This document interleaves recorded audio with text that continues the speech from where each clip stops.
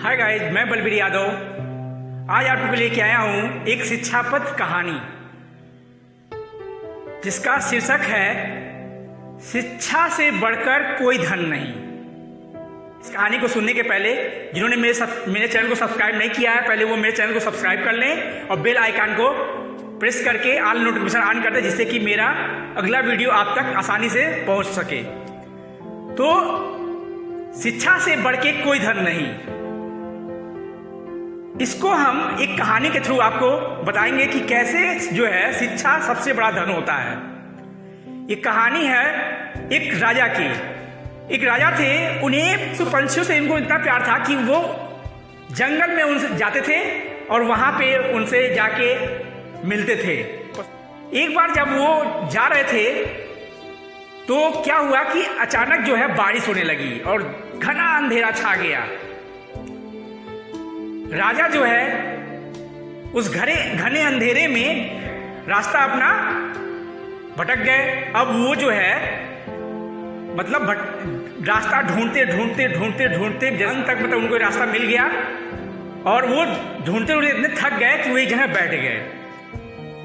फिर उन्होंने देखा कि 3 बच्चे खेल रहे थे वहां पे। उन्होंने उन बच्चों को अपने पास बुलाया और उनसे कहा कि बच्चे, मैं बहुत भूखा हूं और बहुत प्यासा हूं, मुझे जरा खाने को दे दो और पीने के लिए कुछ दे दो। तो बच्चे जो है उनसे कहते हैं, ठीक है महाराज, आप यहाँ रुकिए, अभी मेरा घर बगल में है, मैं आपके लिए कुछ खाने के लिए लाता हूँ और पीने के लिए लाता हूँ। तो वो तीनों बच्चे जो है घर गए और फिर वहाँ से उन्होंने राजा के लिए जो है खाने और पीने के लिए लेके उनके पास आए। राजा खा पी के अपने प्यास बुझाया और अपने भूख को शांत किया। वह उन बच्चों पे बहुत ज़्यादा प्रसन्न हुए। उन्होंने बच्चों से कहा, कुछ मांगिए, मैं आपको दूंगा। तो तीनों बच्चे बहुत प्रसन्न हो गए। पहला बच्चा कहा कि आप मुझे देंगे जो हम मांगेंगे? तो राजा ने कहा, हाँ आप मांगो, मैं आपको वो दूंगा जो आप मुझसे मांगोगे। तो पहले जो लड़के ने कहा कि आप मुझे एक बड़ा सा गाड़ी और एक बड़ा सा भवन दे दीजिए, यानी घर। राजा ने उस लड़के को एक भवन और एक गाड़ी दे दिया, बड़ा सा। अब आया दूसरे लड़के की बारी। तो उसने कहा कि वो बहुत गरीब था बेचारा, दूसरा लड़का बहुत गरीब था। तो अब वो गरीब था तो सोचा कि क्यों ना मैं मतलब पैसे मांग लूं, जिससे कि मैं अपने पूरे मतलब जो भी मेरी इच्छाएं उसको मैं पैसे से पूरा कर लूंगा। तो उसने जो है राजा से कहा कि मुझे आप बहुत सारा धन दे दीजिए जिससे मैं अपनी इच्छाओं को पूरा कर सकूं। तो राजा ने उस बच्चे को बहुत सारे धन दौलत दे दिए। वो बहुत प्रसन्न हुआ। अब तीसरा बच्चा एकदम शांत पड़ा हुआ था। राजा ने उससे भी पूछा कि क्या तुम्हें भी धन चाहिए? ये नहीं महाराज, हमको धन नहीं चाहिए।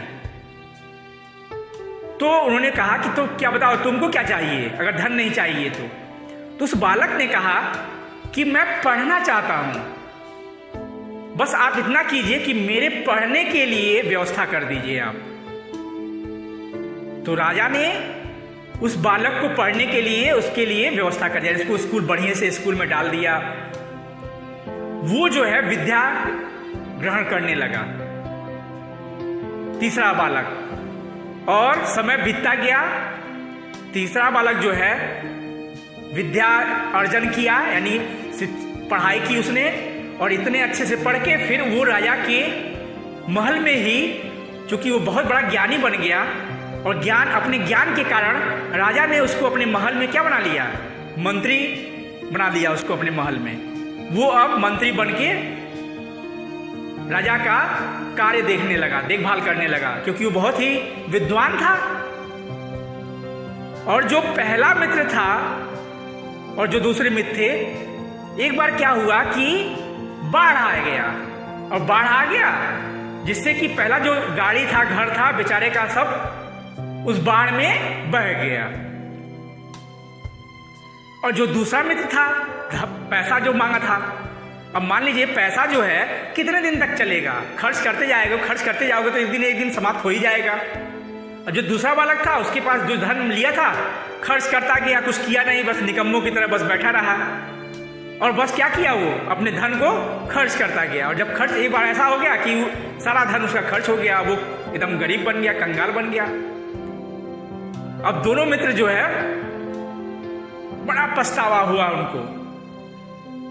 वो जब तीसरे मित्र के पास गए तो उन्होंने उनसे कहा कि तुम तो, हमने जो है बहुत बड़ी गलती कर दी, पैसे यानी धन दौलत मांग के।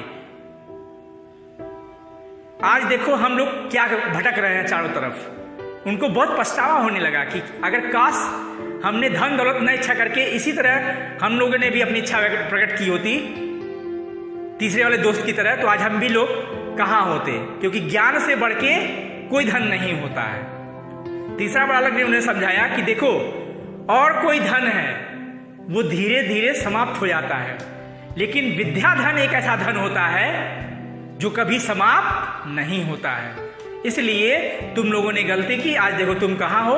और हमने जो है विद्या धन को सबसे बड़ा धन माना, तो आज मैं कहाँ पे हूं।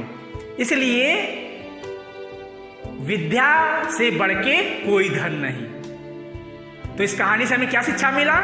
इस कहानी से हमें यही शिक्षा मिलता है कि विद्या से बढ़ के कोई धन नहीं। विद्या हम जितना अर्जित करेंगे, जितना ही उसको अध्ययन करेंगे, वो हमेशा बढ़ता जाएगा। वो धन, विद्या धन ऐसा है जो हमेशा बढ़ता जाता है। यानी जितना हम विद्या ग्रहण करेंगे उससे हमारा क्या होगा, विद्या और बढ़ेगा। यानी विद्या धन सबसे बड़ा धन है। और कोई धन क्या है, नाशवान है, नष्ट हो जाएगा। लेकिन विद्या धन कभी नष्ट नहीं होगा। इसलिए कोई भी चीज यानी विद्या से बढ़ के नहीं होता है। तो आप लोग सभी लोग विद्या को जरूर ग्रहण कीजिए। यानी विद्या से बढ़ के कोई धन नहीं, ये धन कभी आपका समाप्त नहीं होगा। तो आपको ये कहानी कैसा लगा? अगर अच्छा लगा तो कमेंट बॉक्स में जरूर कमेंट कीजिए और लाइक कीजिए।